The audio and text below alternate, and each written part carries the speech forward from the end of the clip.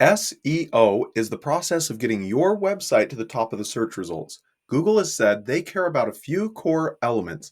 This is commonly known as the EAT algorithm. EAT stands for experience, expertise, authority, and trust.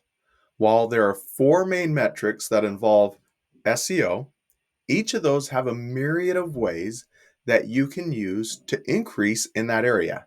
This is kind of like there's a number of ways to be healthy, but it all comes back to a few core items such as rest, nutrition, and exercise. One important note is to understand that these scores are relative to your competition. If, for example, you're the only person in your town that provides your service, there is almost nothing you have to do in order to show up when someone searches for your services. On the flip side, if you have, say, 100 competitors and they're each actively working to improve their SEO score, then it's so much more difficult to be number one.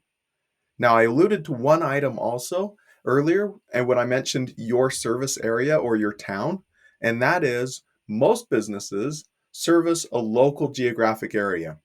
When that's the case, you're not competing for the search results with people who are, say, in another state for most of your work. Most of the time, you're going to be competing with people in your local geographic area. Now, that of course depends on the type of search that someone types in or does with the search engines.